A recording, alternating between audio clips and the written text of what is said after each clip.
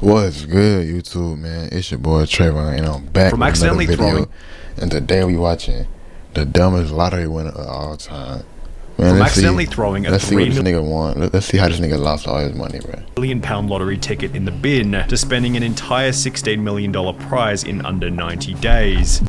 These are the absolute dumbest lottery winners of all time, beginning with Jose Antonio Cuartoc, who almost lost his entire lottery fortune after getting someone else to claim the money for him. You see, when Jose won the $750,000 jackpot back in 2010, he was living in the US illegally, so Jose asked his boss to claim the prize on his behalf, as he feared he couldn't claim the money without potentially facing legal trouble and deportation. This worked out perfectly until Jose's boss began to falsely state that he was the one who had actually purchased the ticket. I would've did the same shit. What you gonna do? It's my ticket. Taking legal action against his boss was risky, given Jose wasn't supposed to be in the country at all. However, given he had security camera footage of him purchasing the ticket, Jose did so and was able to prove that he was the rightful owner to the $750,000 prize. Only $250,000 this went to taxes, another $250,000 was spent on court fees, and throughout the legal process, Jose was jailed for drunk driving and was deported back to Guatemala as soon as he won the court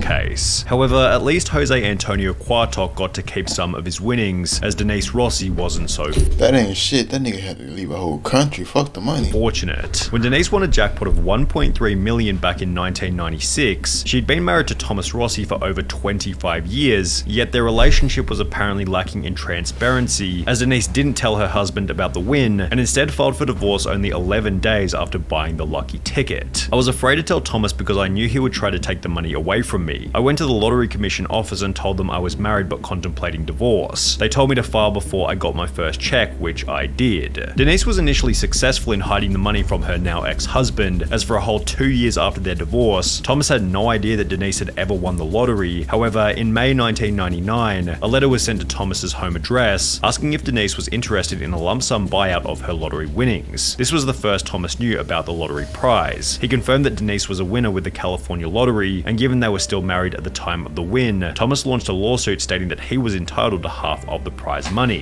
The judge specifically found that Denise's failure to disclose the lottery winnings constituted fraud, oppression, and malice, and as a result, the trial court awarded Thomas 100% of the lottery winnings, which left Denise with less than nothing, considering she also had to pay for her own legal fees. However, Denise's loss of $1.3 million was still nothing in comparison to Evelyn Adams. Dubbed the luckiest woman in America, Evelyn Adams became the first person in human history to win the lottery twice, initially for $3.9 million in October 1985, before winning another $1.4 million only 4 She scored 3.9 in October 18 and damn, this bitch lucky. months later. With the probability of this win being approximately 1 in 17.3 trillion, Evelyn seemed to realize that she had no lottery luck left by stating that she was going to quit playing, and instead began to buy various businesses, including the convenience store where the lucky tickets had been purchased. While you could argue that this was a smart move, Evelyn still hadn't fixed her gambling problem, and instead of buying more lottery tickets, she instead took the rest of her winnings to the Atlantic City casinos, where she lost her entire remaining fortune to the slot machines. Without any money left, her businesses failed one after the other, and by 2012 Evelyn was living in a trailer park while stating to the media winning the lottery isn't always what it's cracked up to be. Kelly Rogers is. You fucked it up. Don't gotta make nothing. Likely had a similar outlook, as after winning over £1.8 million at the age of only 16, her life was also ruined. Initially, Kelly stated, "I will not go wild and spend loads. I'm gonna take some advice and see an accountant. Hopefully I will make us all comfortable. I want to help my family, but I won't change. I just want a normal home, nothing posh. I just want a normal car as well." However, as soon as she received the money, Kelly instead spent £11,500 on 2 boob jobs, £300,000 on clothes, makeup, and tattoos, as well as £85,000 on top of the range sports cars. Kelly spent a further £250,000 on holidays to locations including Mexico and Euro Disney, £118,000 on gifts to former boyfriends, £190,000 in unreturned loans to friends and family members, and £50,500 on solicitors' fees, all of which being purchased while she was still in high school. Kelly did make a few smart purchases, such as an £180,000 bungalow and a £96,000 £1,000 home for her mum. However, by the end of the year, Kelly was back to square one, being on welfare with only £2,000 left in her account. She's since stated it was too much money for someone so young. Even if you say your life won't change, it does, and often not for the better. Yeah, I just wish I was a bit older at the time of winning it, because I think at 16 you're still just a child. If I was 16, I wouldn't have got my boobs done.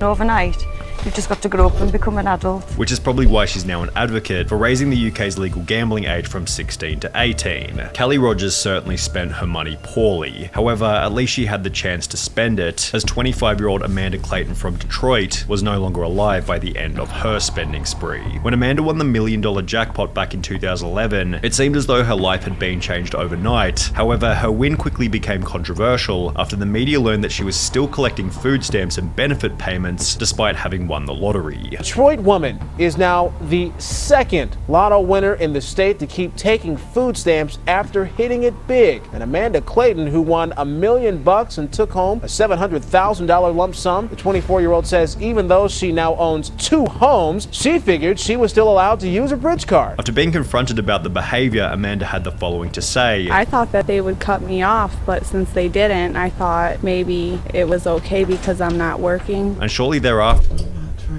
that boy ain't never come back? What boy? Nah, I ain't seen him yet. she was charged with 2 felony counts of welfare fraud and was ordered to pay back the $5,500 worth of food stamps she'd received. While Amanda quickly paid the $5,500 back, she never got the chance to spend the rest of the money, as only 6 months later she would unfortunately overdose in one of her 2 homes. He says she was tormented by the fame and the problems that came with winning the lottery. What's the point of having money if you're not going to have happiness? He says she didn't want the money anymore and bought things for her family and set up college funds for her children. He says she only had $67,000 of her winnings left. The end to Amanda Clayton's story was somewhat unexpected. However, a 2-second glance at Ryan McGee is more than enough to predict that this lottery win would eventually end in disaster. After Experience China before communism. The life-changing performance.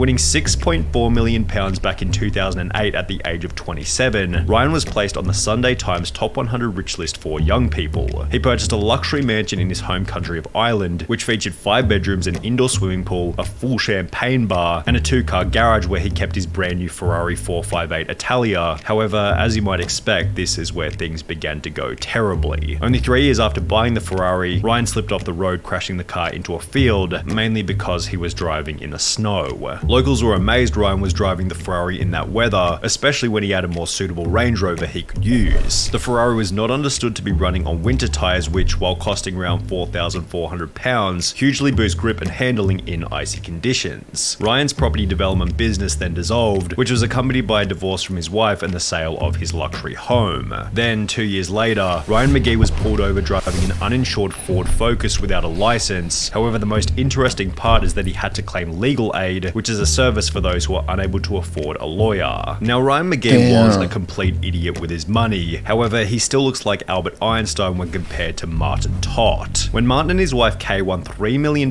back in 2001, they didn't go in to claim the prize because, well, God, their eyes look evil.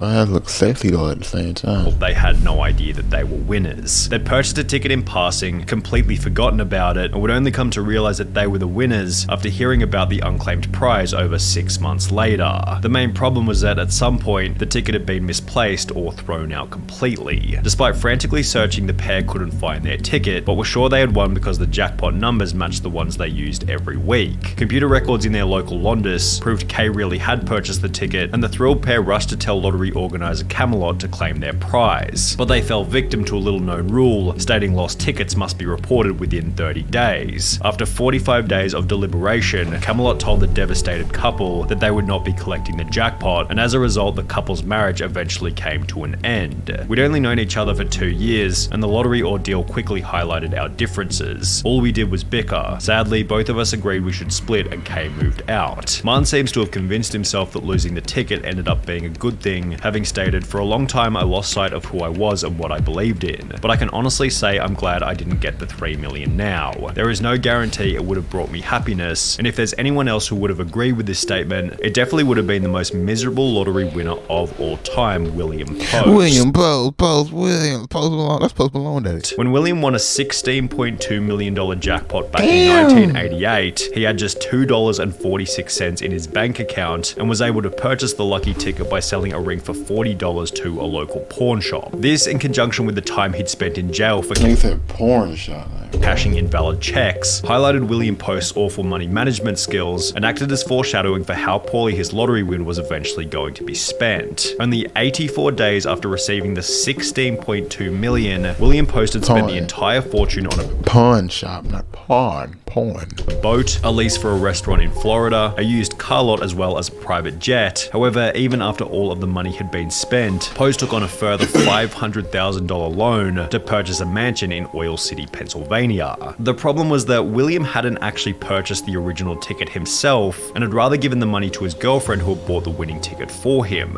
Because of this, she was able to successfully sue him for 1/3 of the winnings, meaning that Post now owed $5.4 million to his ex-girlfriend from the $16.2 million that he no longer had. Since Post was unable to make this payment, the judge ordered that his bank account be frozen until he was able to come up with the money. However, before he was able to sell enough stuff to pay the $5.4 million, William was arrested and ordered to serve a 6 to 24 month prison term for an assault charge from 6 years prior. Toward the end of his life, Post was on his 7th marriage with over $1 million in debt and was getting by on food stamps at a job paying $50 per month. However, William Post still doesn't have the craziest lottery win story of all time. That title goes to Andrew Jackson Whitaker, whose life would change forever after winning $315 million back in 2002. Unlike almost everyone else in this video, Whitaker was actually quite successful prior to winning the lottery, having built up a net worth of over $17 million with the assistance of his construction company. And while this would imply that he was in a position to manage a large lottery win,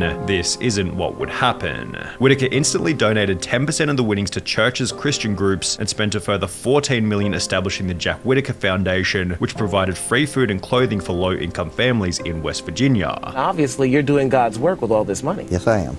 I'm helping a lot of people, and I plan to help a lot more. He then drove back to the convenience store where he had purchased the ticket before giving the clerk a $44,000 check, a $123,000 house, and a brand new Jeep Cherokee, which was followed by Whitaker buying himself a Lamborghini. What? What's the point? In which he'd drive around his neighborhood throwing money out of the window. After flaunting this wealth, his Lamborghini was broken into, where thieves stole $545,000 in cash. However, this apparently wasn't much of a wake-up call, as his car was then broken into for the second time, resulting in the loss of a further $200,000. That nigga said, "Oh shit, we finna go back." That nigga hit $500,000 cash. Jack Whitaker's granddaughter passed away, his daughter then passed away, which was followed by a divorce with his wife. And now you've lost your granddaughter, you're about to be divorced from your wife. Where does this ever end? Leading him to state that he had lost everything. I pretty much lost everything I held dear in my life. You got lots of money. Money has never meant anything to me. You have to have money to exist in this world, but money doesn't rule the world. Money is not what makes people happy. And that he wished he had never purchased the lottery ticket in the first place. My wife had said she'd wished that she'd torn the ticket up. Well, I wish that we had torn the ticket up too. I just don't like. I wish you would have gave the ticket to my mama. You know what I'm saying? Miss y'all. Like, subscribe.